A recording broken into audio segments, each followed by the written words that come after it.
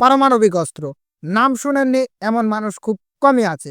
সাম্প্রতিক সময়ে মধ্যপ্রাচ্য সহ বেশ কিছু দেশে যুদ্ধ চলমান রয়েছে, যার মধ্যে রাশিয়া ইউক্রেন অন্যতম। সাম্প্রতিক সময়ে রাশিয়ার প্রেসিডেন্ট ভ্লাদিমির পুতিন ঘোষণা দিয়েছে, যদি ন্যাটোভুক্ত কোনো দেশের দূরপাল্লার কোনো ক্ষেপণাস্ত্র দিয়ে রাশিয়ার মধ্যে হামলা করা হয়, তাহলে রাশিয়া ইউক্রেনে পারমাণবিক অস্ত্র প্রয়োগ করতে বাধ্য হবে। পৃথিবীতে সর্বমোট 12,221টি ওয়ারহেড রয়েছে, যার মধ্যে 9,585টি অস্ত্রাগারে মজুত আছে এবং রাশিয়া ও যুক্তরাষ্ট্রের হাতে রয়েছে মোট অস্ত্রের 90%।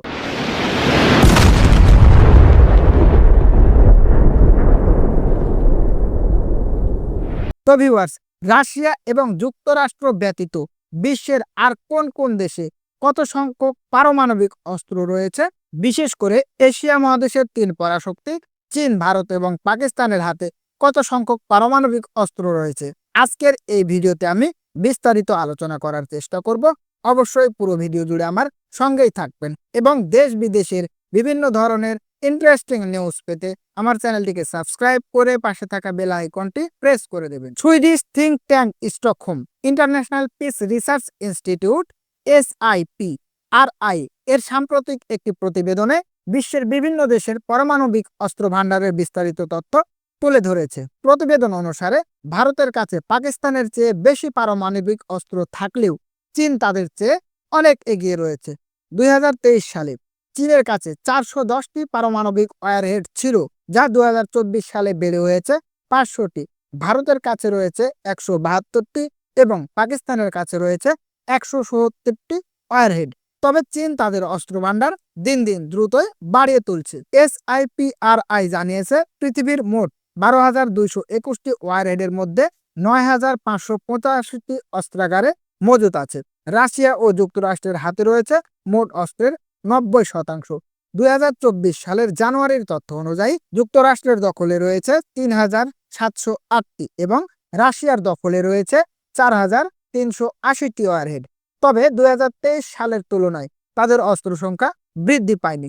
চীন, ভারত এবং পাকিস্তান নিজেদের অস্ত্র ভান্ডার আধুনিকীকরণে মনোযোগী।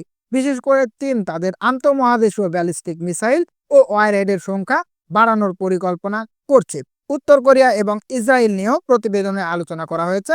উত্তর কোরিয়ার কাছে 50টি ওয়ারহেড মজুত রয়েছে এবং আরও উৎপাদনের পরিকল্পনা করছে। ইসরায়েল পরমাণু অস্ত্রের অস্তিত্ব প্রকাশ্য স্বীকার না করলেও তাদের আধুনিকীকরণের বিষয়ে ইঙ্গিত দিয়েছে। বিশেষজ্ঞরা সতর্ক করে বলেছেন যে বিশ্বের পরমাণু অস্ত্র ভান্ডারের এই বৃদ্ধি একটি বিপজ্জনক প্রবণতা।